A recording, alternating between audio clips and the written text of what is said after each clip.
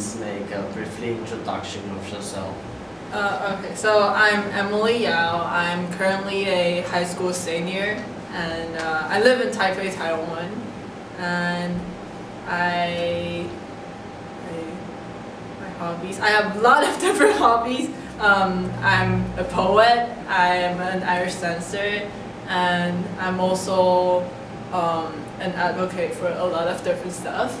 And I would like to study sports physiology or communications in college. So, yeah. Your English is very good. Can you talk about how you learn English and your environment? Yeah. So I started learning English very early because for starting in nursery, I was sent to a all-American. That's what we call all-American school, sort of thing in Taiwan. So starting in age 2.5, I was at the environment where I spent like half a day, 4 hours to like 6 hours a day speaking English and here listening to English only. So I think that's how I was able to be really familiar with the language. And after the nursery, I went to a normal Taiwanese school, elementary school, and middle school and high school. But I'm a huge fan of books, so I continue to like read. I read every day, and well, almost every day. But I mostly read like English novels, English books, and at around 9th grade, the YouTube sort of became really popular, and I started to like watch YouTube videos, whether it's like vlogs or educational videos or even just like English songs. So my reading and writing skills came from the books, but then my listening and my speaking skills sort of came from all the YouTube videos where I was constantly listening to them. So I was able to perfect my like pronunciations. And the downside of that, I have to say it because I know a lot of different people from different countries, and I also watch videos across different English-speaking areas. So my accent sort of changes whenever depends on like where I go to. So during my sophomore year, I had a teacher from Texas, and she had a really heavy Southern accent. So during that year, my British-Scottish accent sort of came out because when I was younger, my family always traveled to Scotland. So whenever, like during my elementary years, the only chance that I got to speak English was in Scotland. So I sort of, both me and my brother, developed a little bit of British and Scottish accent, and it only comes out when I'm in Scotland, where I'm like in the environment where everyone's speaking it. But then I didn't realize that when my teacher had a Southern accent, like my British accent sort of came out. And then when I go to America, or when I'm just like talking to Taiwanese people, I use more of my American accent, and I can't change the accent deliberately. So it sort of just really depends on what environment I'm in. So that's really cool.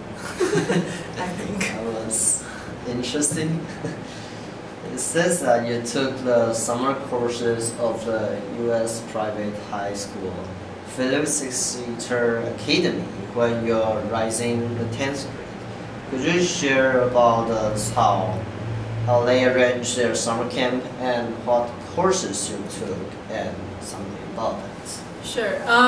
So unlike most like Taiwanese high schools where they would just tell you like you're supposed to take Chinese, English, science, and social studies, they actually have a whole list of different courses. And for Exeter, they had over 130 courses, I think.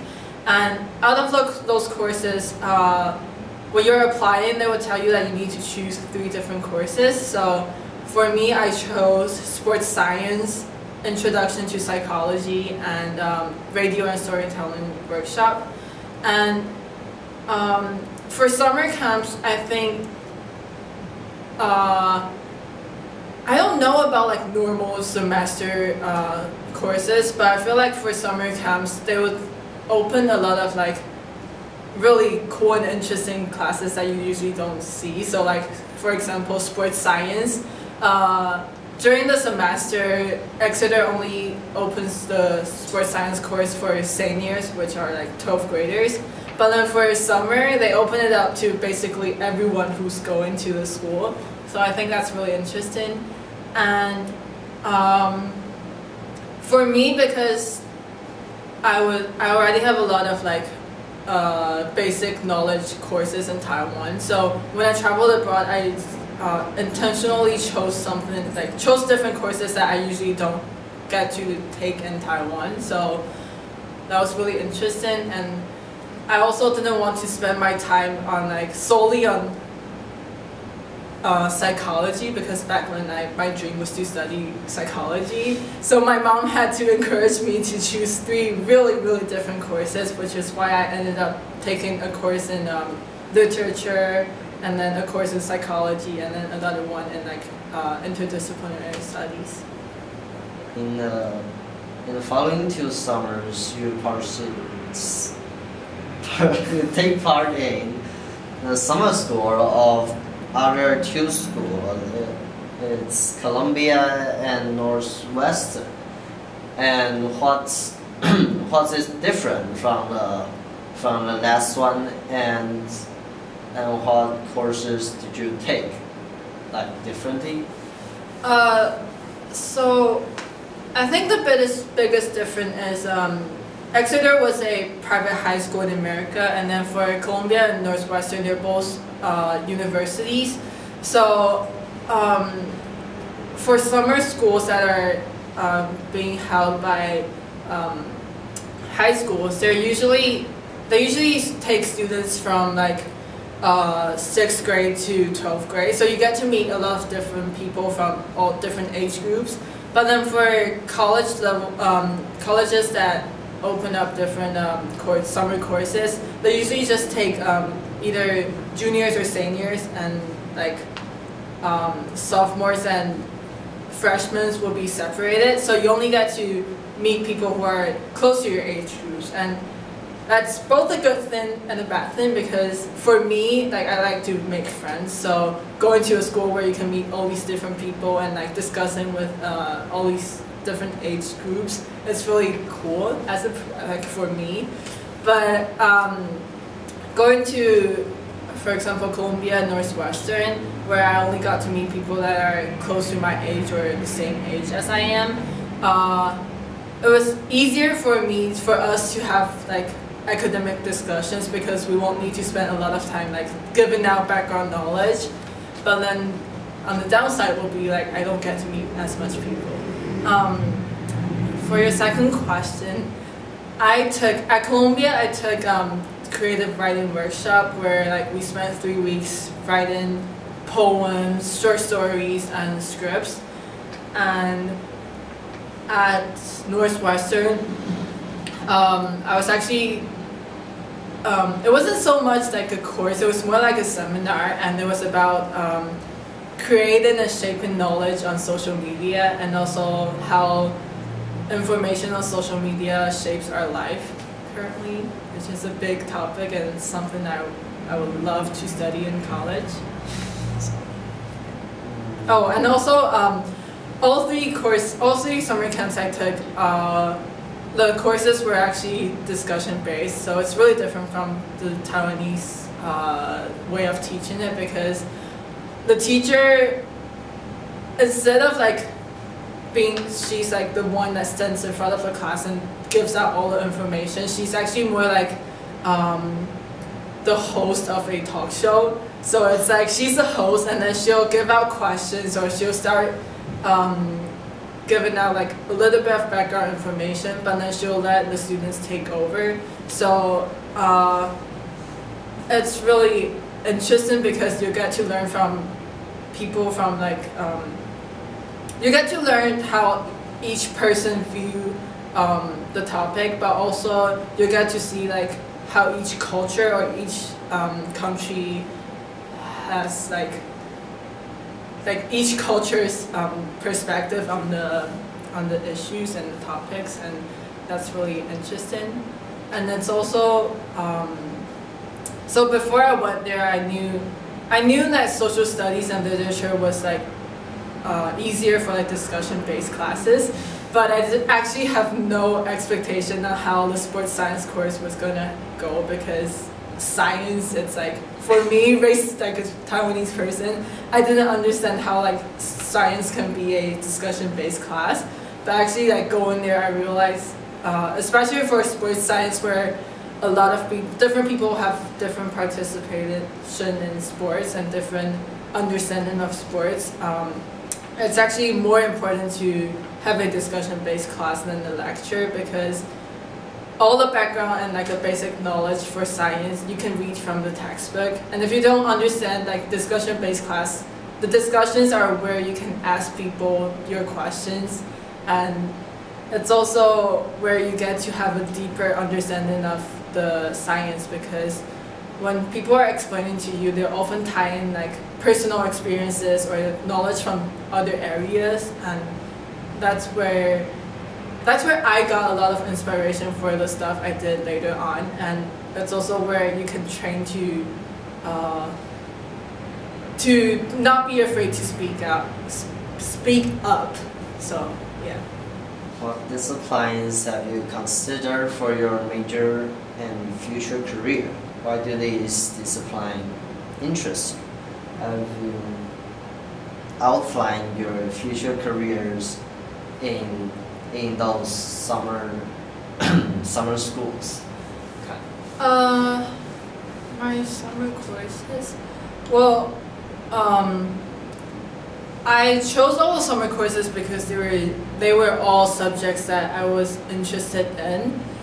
But like I said before, I was really when I was ninth grade, and in ninth grade, I thought that I would just study psychology when I go into a university, into college. But then after taking the courses at Exeter, I wanted to be a sports physiologist, a sports scientist, and I realized that psychology wasn't actually that interesting. But to me, it wasn't what I really wanted to study, because there were so many different aspects, and I didn't want to be like confined to a place, I guess. And sports science for me, like, it allows me to go to different places and to work with a lot of different people. So that's why I wanted it. But then when I went to Columbia for creative writing, I sort of realized that I'm actually not that bad of a poet. I'm really bad screenwrite, but before I went to Columbia, I actually didn't want to go there. My mom had to force me and like physically ship me over to America to take the course, because I thought that if I really invested my time in creative writing, that would mean that I would have to go down the path of becoming like a professional writer or a professional poet. But after taking that class and meeting the other 12 people that were also in the class, I realized that there was only like 2 or 3 people in that course that actually wanted to be a writer, as a career. But then all the other people was there just like me, because they love poetry, they love to read, they love to discuss literature with other people. And so for Columbia, no, I was doing it simply because I liked it, I like poetry. And then Northwestern, I chose to go to Northwestern solely because social media, it was coincidentally something I really wanted to study, because when I was searching online for summer courses, I wasn't so much searching for courses on communications or social media. I was searching it based on like what schools that I would want to explore, like places I haven't been to before, because I've been to the East Coast and I've never considered like Midwest, American Midwest. So I was searching for schools on the West Coast, and somehow I don't know, I don't remember exactly how, but somehow I found out that Northwestern summer school for journalists are really, really famous and well known in America. But I didn't want to be a journalist, so I started to search for other courses, and I just found out the one about social media, so I went there. And yeah, and then going there, it just solidified my belief and my desire to study this communications. So yeah. What other activities can you participate when you're in the summer school? A lot of different stuff. So basically all three summer schools that I went to, the classes were about like 4 hours in total. For Northwestern and Exeter, my classes were all in the morning, so it's something like 9 o'clock to 1 o'clock I'm in class, and then I have the whole afternoon off. And then for Columbia, I had 2 hours in the morning and 2 hours in the afternoon, so my free time was a little bit more dispersed. But the activities that you get to do really depends on the school too, because like for Exeter, we have the afternoon off, but we're also obligated to take sports at the summer school. So I spend 1 hour to 2 hours every afternoon at Exeter doing ultimate frisbee and yoga, because I was a little bit afraid that I wouldn't be able to take the academic pressure there, so I took yoga at first because it was like more relaxing and I wouldn't need to spend so much energy. But then after 2 weeks, I realized that the academic pressure wasn't that much, and I didn't have that much homework as I imagined. So I started to do ultimate frisbee, and I didn't realize before I went there, I didn't realize frisbee was actually a sport. I thought, because in Taiwan we just do frisbee like in the park when we were with friends, but it's actually a legit competition in America. And at colleges they have varsity teams or like sports club that's like solely dedicated to playing frisbee. So that was really cool. And other than that, for Exeter and Columbia, the program itself, they organize a lot of trips to other colleges or even to like nearby cities. So I went to, when I was at Exeter, I got to visit Dartmouth, Tufts, and like the city of Boston. And I also went to like a theme park, so that was really fun. And you also get a lot of free time to just explore the town. So that was also, being a person that was raised in a big city, it was really fun to experience what a small town life was like. And at Columbia, obviously Columbia is in the middle of New York City. There's so many events going on all the time. So during the 3 weeks there, I was able to go to 3 different concerts, one of which was Taylor Swift, and Imagine Dragons, and then like Christina Perri. They're all really famous. And then you also get to explore the city and also beyond Manhattan, where I went to like farmers market and in Brooklyn, which is not on the island of Manhattan. And you also get to see a lot of different aspects of New York City that's not on like the media or on TV shows, which is really, really cool. So, contrary to popular belief, New York City is not always like really busy and like skyscrapers everywhere. And I didn't know that until I went to Columbia. And so about after 82nd Street, where it's closer to Columbia, it actually has sort of like a close-knit neighborhood feel, which is like, I was mind-blown to discover that, because I thought from like one side of Manhattan to like Harlem, it'll always be like skyscrapers everywhere, business people everywhere, but around Columbia it actually sort of have like this small town feel that I had in Exeter. So yeah, so basically at Columbia I just spent all my free time going to different places and exploring New York City. And at Northwestern, because there's sort of like a curfew stuff, which they don't really allow you to go into Chicago that often. So we just spent most of our time on campus and discovering like what facilities that universities have, because it's really, really different from high schools. There's like labs everywhere. You get your own like TV, television station, radio station. You have like the whole gym for students, and so it's really interesting to see how American universities are different from like Taiwanese high school, and also how American universities are different from what they portray in movies or TV shows. Because I think for us Taiwanese students, we have this sort of like false image of like what they present from like movies and TV shows. And for the times when I was able to go into Chicago, I really got to see how different it is from New York City, because being raised in Taiwan, and like I thought like big cities they must be really similar, because it's always like business people everywhere, skyscrapers, and I realized it's not. So that was really fun. And I also went to a football game in Chicago, and I think it also like for all three places, because you have so many free time, and that's really different from what we normally like our lifestyle back in Taiwan. So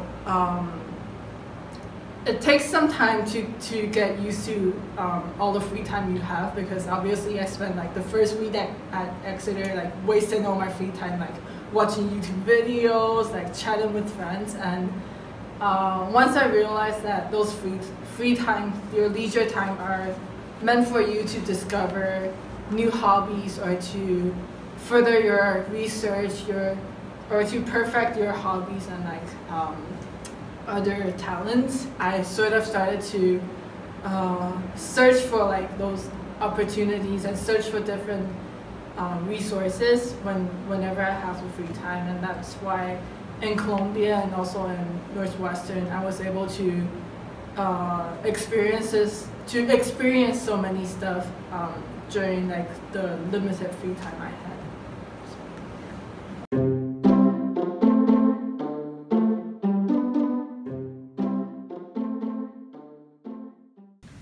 We know that you learned Irish dance when you were 9 years old, and later you became the first representative of Taiwan to participate in the World Championships of Irish Dance.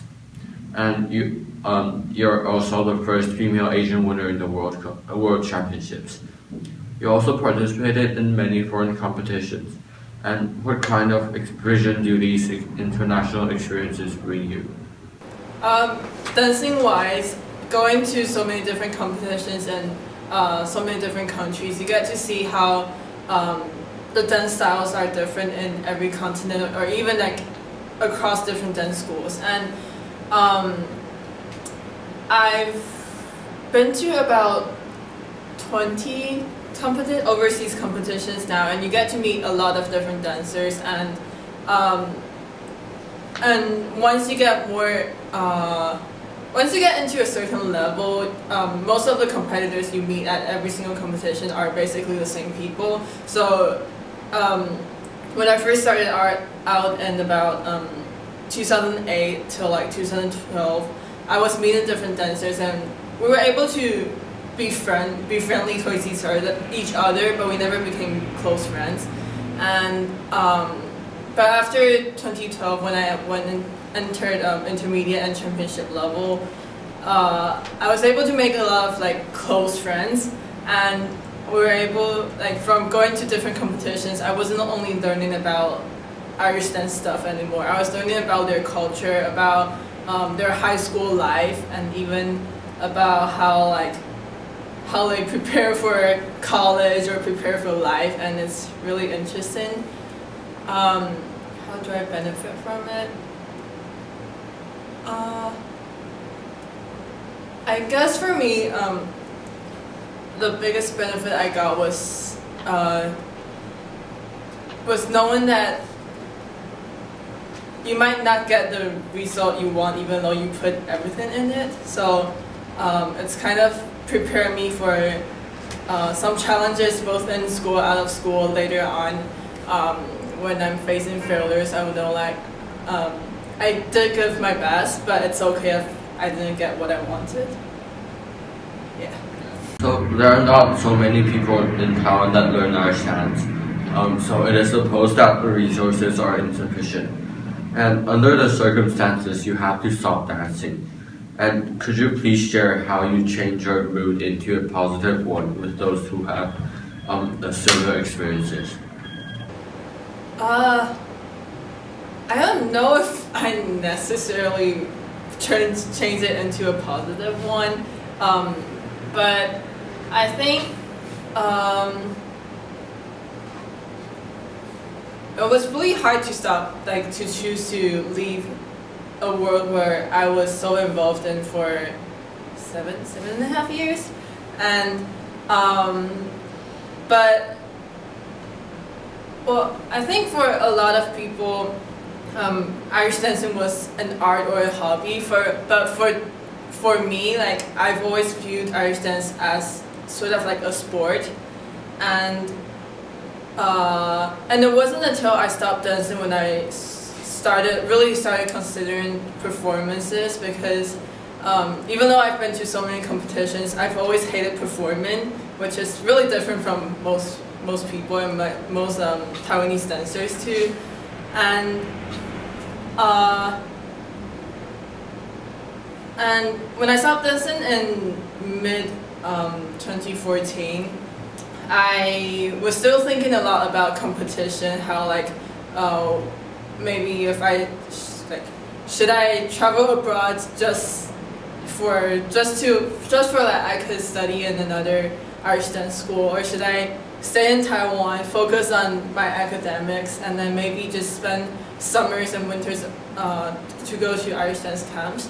And that was when I started looking at performance Irish dance instead of competitive Irish dance. And it's also when I saw a quote that sort of changed not my life, but like changed my view on a lot of stuff. It's the quote goes like, when there's the original one where Helen Keller says something like, when the door closes, the other door will open. And then Dwayne Johnson, The Rock, the pop star, he said something about how like when you find another door and another opportunity, don't just wait for it to open, kick that door open and introduce yourself. And that was when I started to actively look for different opportunities. And then we ended up, both of us, going to the Riverdance Summer School, and that sort of changed my whole view on how I should continue my dancing even though I'm not competing anymore. And when we were at the Riverdance Summer School, we met the producer, the original music composer, and they've talked a lot about how like when they first started out things weren't smooth, or like they talked about their troubles and what the show had to go through, because like one of their lead dancers dropped out right after the show debuted. So when I came back to Taiwan, I was still a little bit sad that I won't have any opportunities to compete or to be with other dancers anymore.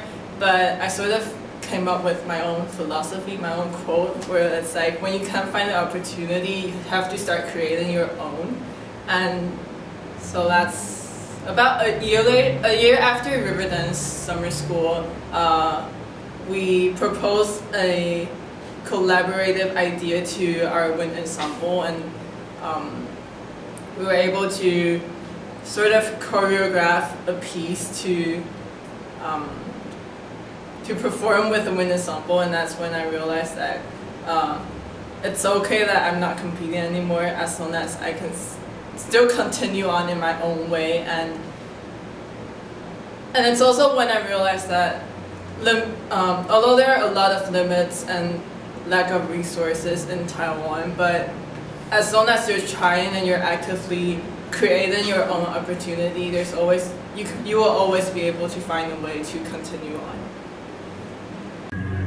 So you said that you're not competing anymore, but next year when you go and study abroad, would you still like to get back into competing?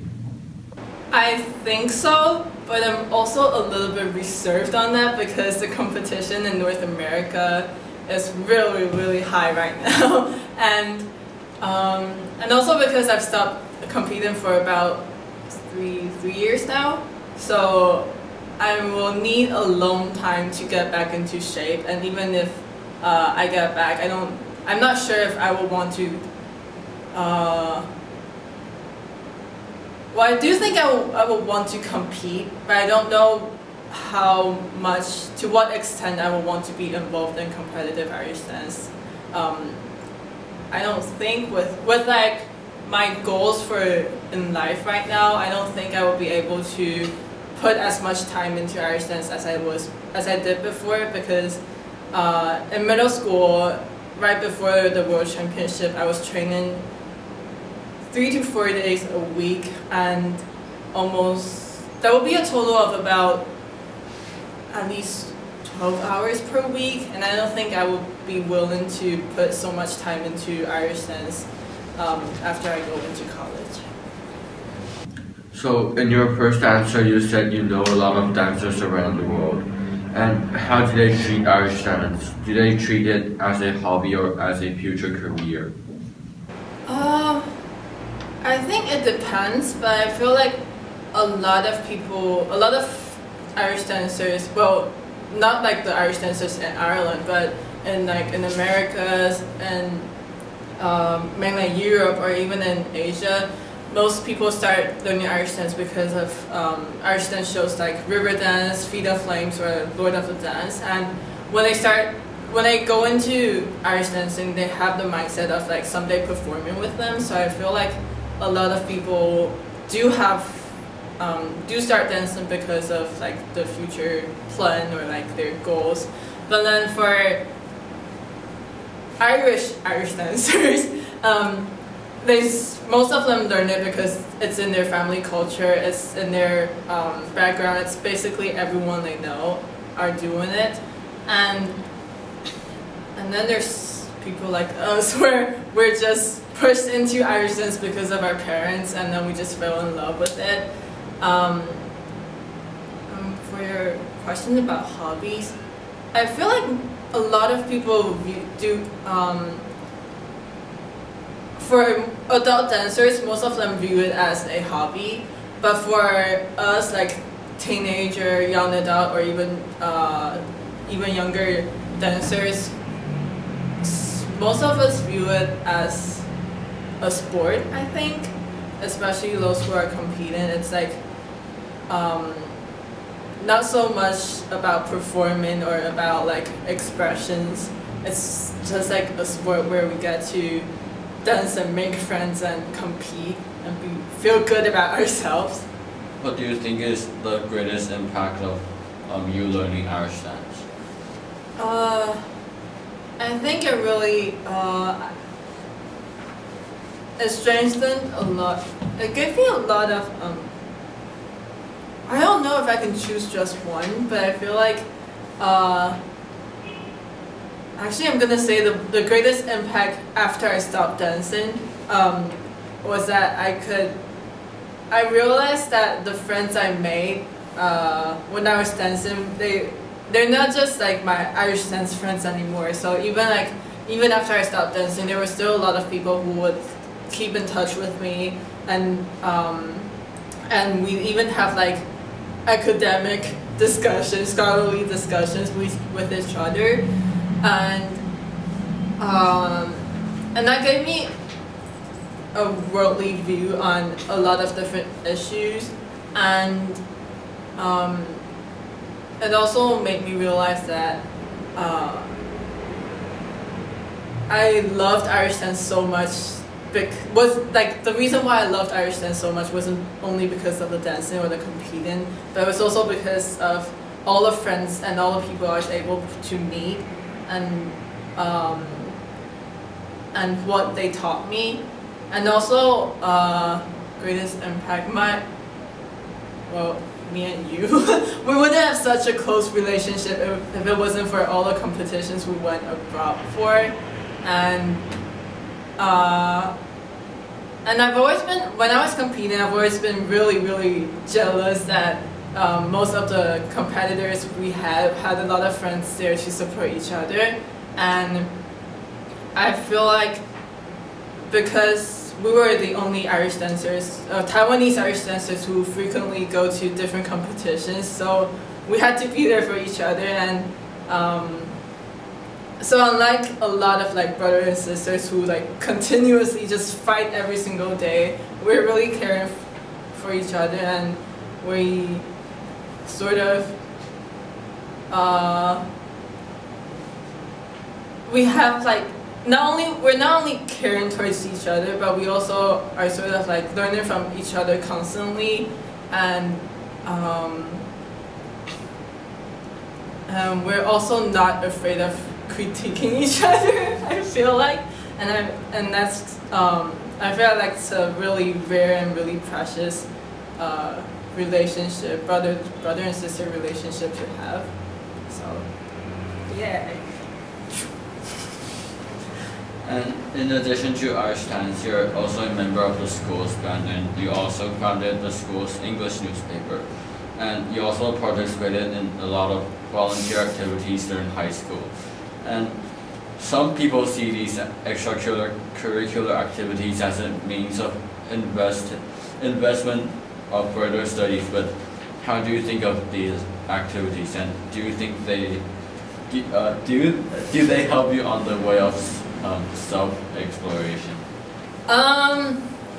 Personally, I don't see it as a future career investment, and maybe as a side effect, I was doing a lot of self-exploration, but I think for all the stuff I did, I was doing what I loved most of the time. And that's also something I think it's really important for people to realize, is that don't just do something because of college, because of your career, or because of maybe something that other people are forcing you to do. Because to me, I've always believed that you only have this much time in your life, and if you're wasting so much time on like achieving the 100, achieving the 99 scores, and instead of like going out and doing what you really love and doing just like enjoying your free time, that's not something to me, that's not the way I want to spend my time, like spend my life doing. And so for like whether it's Irish dancing, writing poetry at the school's wind ensemble, I was doing something I loved, and even if it's something that I don't like, I was telling myself that it's okay, because if I discovered there's something that there's an extracurricular activity that I didn't enjoy, I wouldn't spend so much I wouldn't waste my future time doing those stuff. So for me, doing all those different extracurricular was just like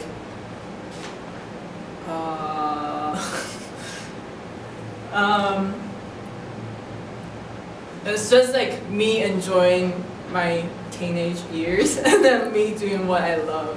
And I think that's really important, because later on, what you can do right now, later on, whether it's when you're writing an essay for college, if you're doing something you love, you'll be able to write more about it. And I believe that when you write something you really love, like other people will be able to feel it too.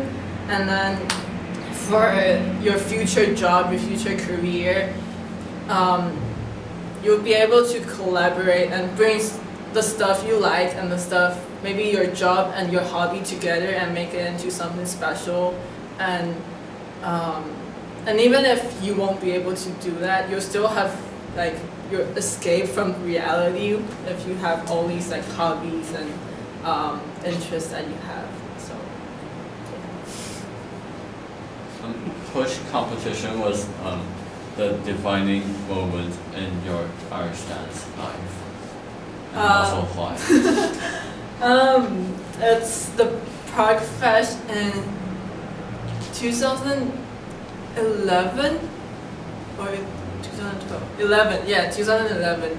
I was in 6th grade, I think, and I've been competing for 3 years back then, but I've only been to 2 competitions, and it was only for fun because like we were on holiday and our family wanted to go abroad, and there was also a competition, so we just competed along the way during our vacation. But at the Prague Fest, I wasn't really like, unlike when I was preparing for the World Championship, I was only like still taking classes with a lot of different dancers once per week. And when I traveled abroad, I didn't think I would get a really good result, especially it was the first time that I was competing at the intermediate level, which is really, really competitive, and it's so for like beginners and primary, the difference in competitiveness is like this, but then from primary to intermediate, it's a huge jump. So that's why I didn't believe in myself. But what I didn't know was that that was the first dance of the morning, and then I went on stage, I did my dance, I thought I did just so-so and okay, but then when they announced the result, I actually won that dance. I was the first place out of 20-something dancers, and I was really surprised. My teachers, my parents, I think most people were really surprised with my result. And that's when I really started to consider that maybe competing, like maybe going to the World Championship isn't that far away from me. And maybe if I really invest in myself, I will be able to achieve the World Championship level in like 3 or 4 years. And so yeah, so the Prague Fest was like the reason why I was able to believe in myself and to really make the decision of spending my time, like sacrificing so many different things just for dancing. And it's also the reason why like I sort of gave up on my dream to be a Taiwanese student and like go to the first Taiwanese, like the first girls' school in Taiwan, Beinu, and then or even to go to NTU, and because the Taiwanese education, the Taiwanese education system doesn't really allow me to invest so much time into dancing. And my dad was actually my dad and me, we were both really reluctant to go into the bilingual side and to really start like preparing for like for American university at such a young age, because I've never been the kind of person who likes to limit my future. And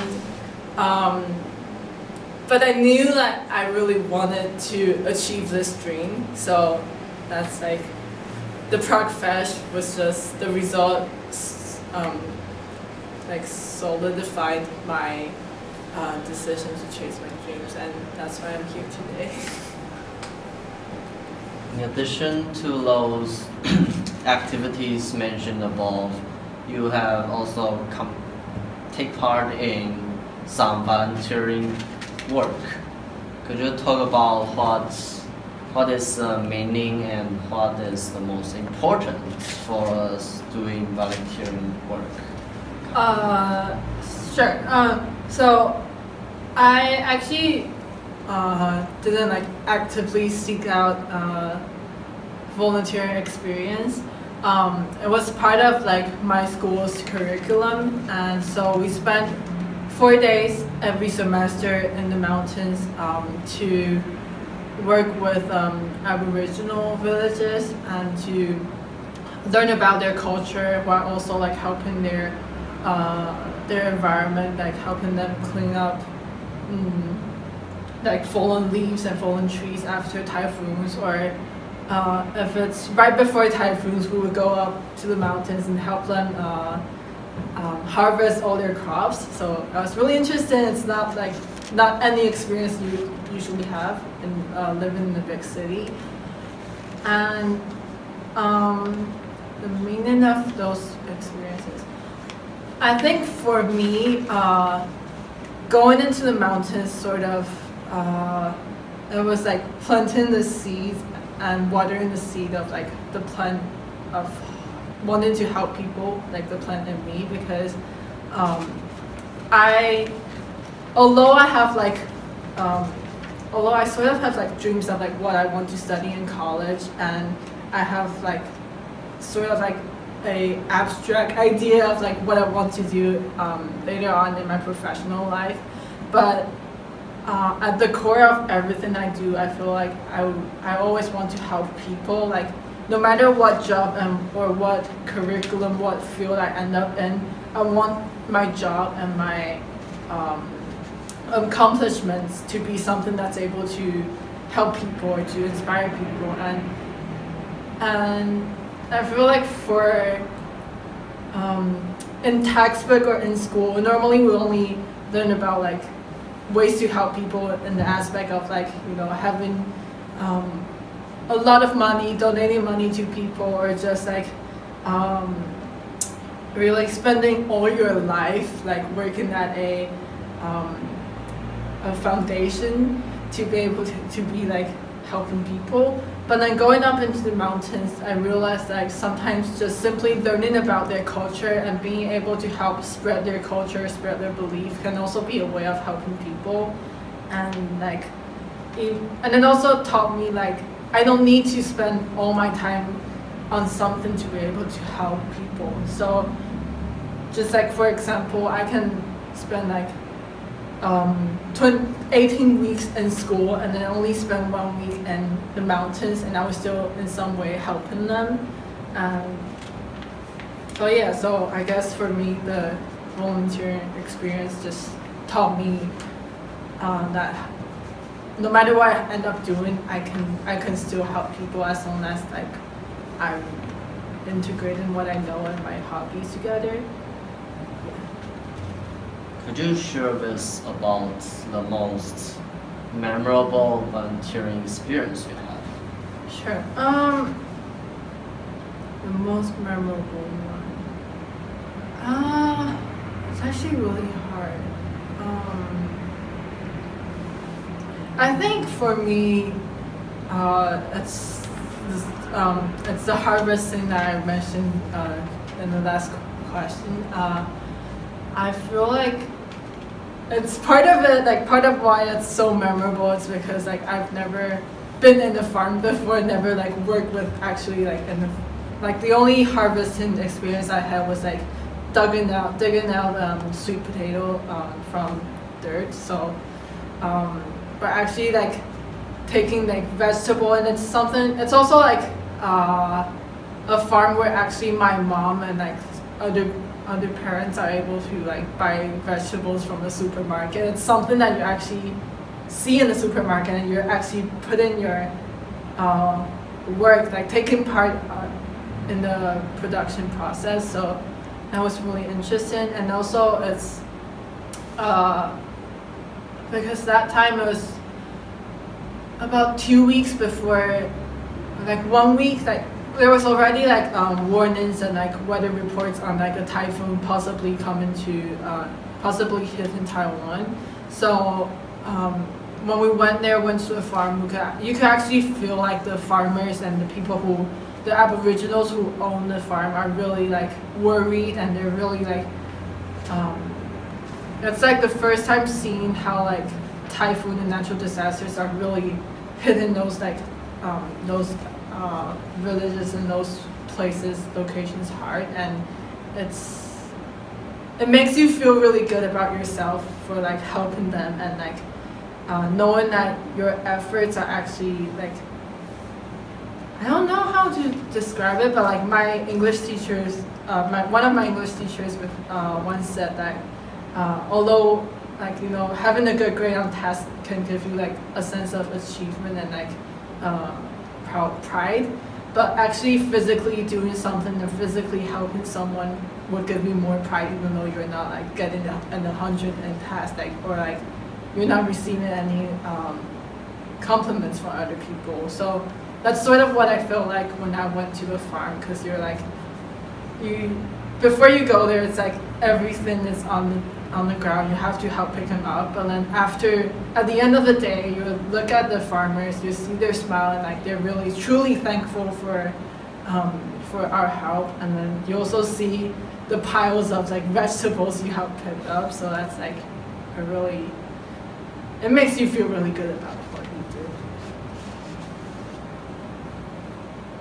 do. You started a website, Taiwan Youth Forum, in your 7th grade and interviewed a lot of people about their experience. What is the biggest achievement for you in this whole thing? Well, first of all, I didn't start in 7th grade. I started on in 11th grade. I'm not sure, 12 or 11, because like we've had this idea for a long time, but it wasn't like, we actually didn't start until last summer. But wait, what was the question? What was the second question again? What's the biggest achievement? Biggest achievement. I guess for me, the achievement came in different stages. So when we started the website, I already knew that I wanted to study in like communications and media, and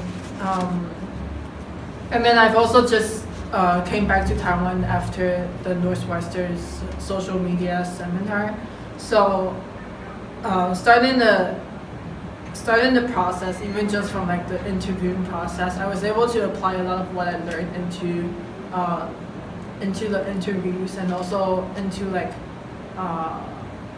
the process of like coming up with questions to ask the interviewees.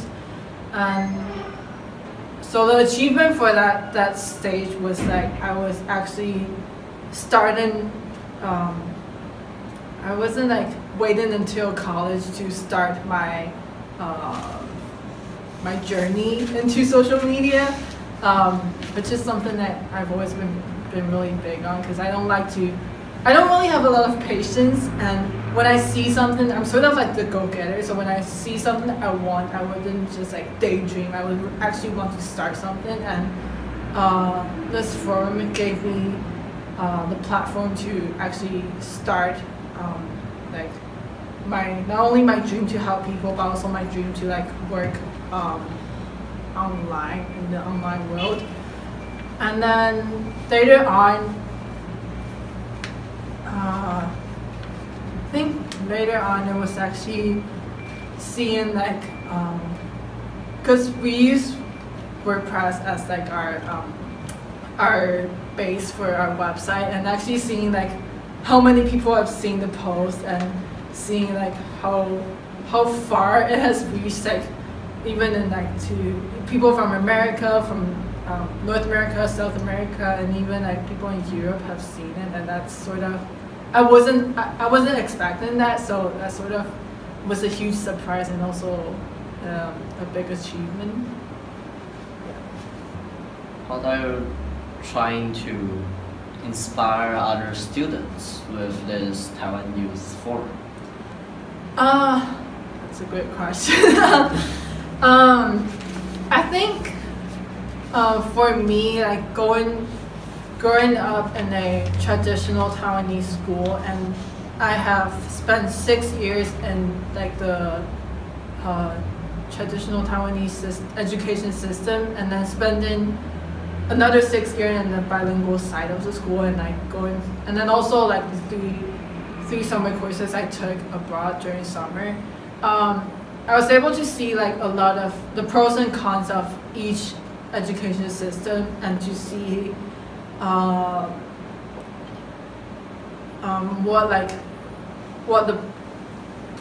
what each student body is facing, like what problem they're facing, and what really made me want to start this forum. And like a lot of the questions I asked was inspired by the friends I had when I was in the traditional Taiwanese side of the school, because I feel like, I don't know if like this is just my misconception or not, but I feel like what we're taught in the Taiwanese textbook and Taiwanese classes are really confined and traditional, and a lot of and I think especially in my school, like we were raised in the misconception that scores are what defines how good you are.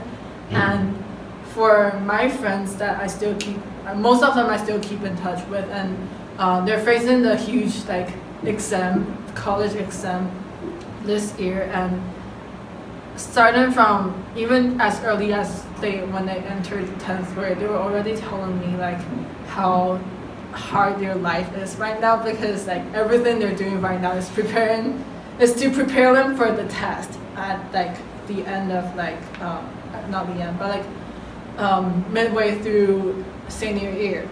And there's always like, not always, but a lot of the time they'll occasionally bring up the idea that they really don't know what they want to do in the future, because all what people and teachers are telling them are like to prepare to have a good grade on the test, and then to go into medical school, because that's like sort of what defines like good students.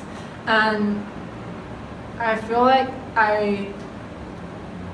I've always had this urge to like tell them that scores are what defines you. Like scores, you're more than your scores, and there's a lot more than what the school teaches you than like. There's a lot more in real life than those stuff that the schools teach you. And also because like I've spent so much of my time chasing after my dreams while also maintaining like an okay grade in school. Like I have like mostly A's in my school and in like all my classes. So I know that it's possible to be a good student and then to also have your own interest in that. And to also know that what you study right now might not define your future life, your career. And I feel like this forum, especially those interviews I conducted myself, I really focus on like comparing what the interviewees studied in the school, in college, and what they ended up doing, and like what difficulties they went through, because I want Taiwanese students to be able to relate to them in the aspect that, you know, chasing after your dreams is not easy, but it's possible. So that's like my biggest motivation of creating the forum, but also for bilingual students and like other international school students. Because there are so many choices for us, we actually have the problem of like being afraid of choosing a major, because we don't want to choose something that we don't like, or we're afraid that if we choose, like for me, I was afraid of choosing creative writing as a major, because I'm afraid that I would end up being a poet and not being, or like end up not liking the job as an editor or as a journalist. But then during the interview process, it's sort of like, even though it was for, the interviews were for Taiwanese students to see that there are a lot of different options, and that what you start off doesn't necessarily mean where you'll end up. I sort of realized that those interviews and this forum was also applicable for us, like bilingual students, because everyone, like almost every single interviewee we've had so far have like studied abroad or like studied something that they didn't end up doing.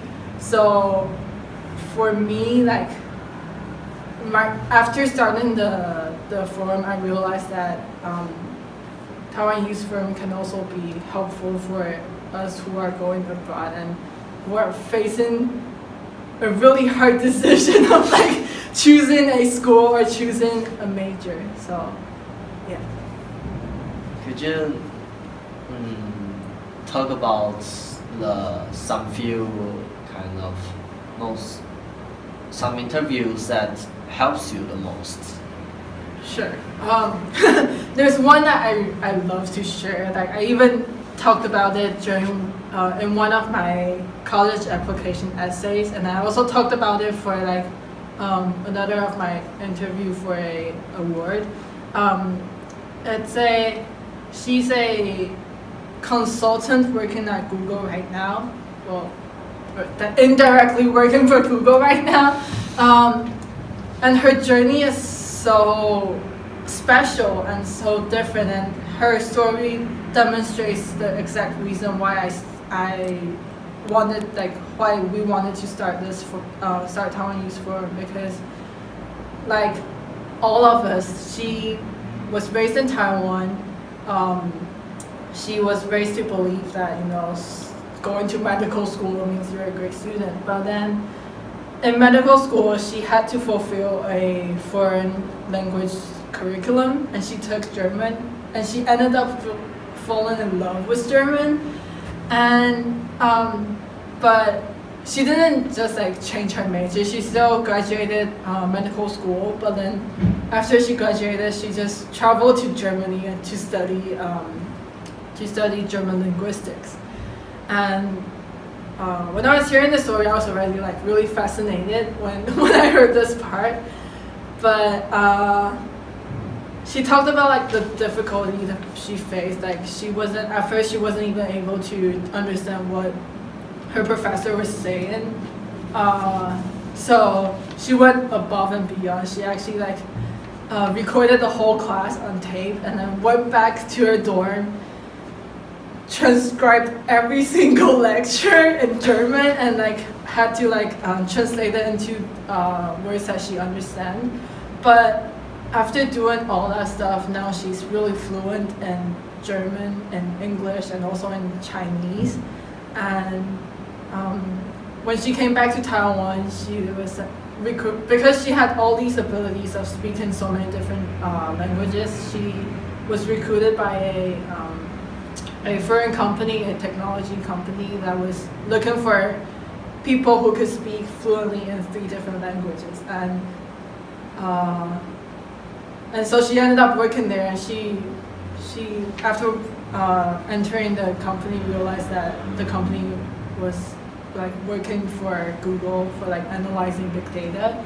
And so so she was a medical student, went to Germany to study linguistics, and then now she's in Taiwan working in like the technological field. So that's like demonstrating like how you could start off studying something but end up doing something completely different, and also like it inspired me to like think bigger and to believe that, you know, whatever you're doing right now, it's a preparation for your future, whether you'll end up doing the same thing or not. Like something, the little things or like the bigger things you learn right now, or the stuff you're doing right now, it will influence you, and it will help you. It will help prepare you for your future challenges or careers and stuff. You ask the interviewees about what they want to say to their younger self at every of your interviews. So I'm asking you, what do you want to say to your younger self? I've never actually thought about this before, but I think because because I've always had like quite a open mind, and I've always really like adventurous, and I'm open to like challenges and new opportunities, but I can be stubborn sometimes, a lot of times. But I guess to my younger self,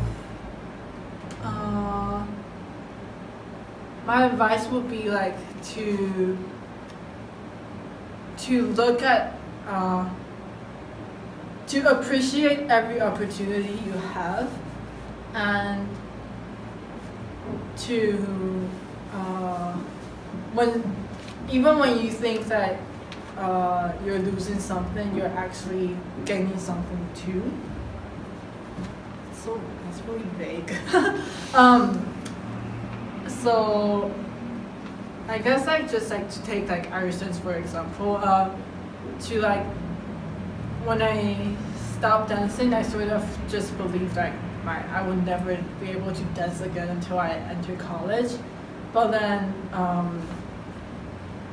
that's when I sort of like started to see opportunities and to create opportunities. So yeah, so like I would just tell my younger self like, even if you are presented an opportunity where you don't think that it's suitable for you, or it's something that's that you imagine getting, take that opportunity and then use your ability to, collaborate across disciplines, or like your ability to create something, a whole new thing, just to use anything you can and use everything you can to make that opportunity count. Because throughout the past 3 years, I've had a lot of different opportunities, and there was ones that I didn't want and ones I didn't like, but no matter how much I didn't like it, like after I've done it, after I've fully explored that opportunity, I've came out and learned something about it. So yeah, so younger Emily, just take the opportunity, and just put yourself out there and do what you need to do, even if you don't like it. And in the end, what advice you make to the audience of this Taiwan Youth Forum? So I think I might have said this when I was talking about Irish dance, but don't just do something because someone else forced you to. Even though I just told myself to take the opportunity, but like I guess for Liz it's more like for long-term commitments. So don't just do it because like you're applying to college, or because it's like good for your application for a job, for a award, or like for something that you really don't want and don't like. Don't do it, and instead like really invest yourself into something you like, because when you're in a really tough time, when you're having a lot of pressure, you will need those things. And if you are spending all your time on something you don't like, you won't be able to help yourself out or make yourself relax or make yourself happy by doing the stuff you like. So find something you like, do it, don't stop, and don't just do something for applications.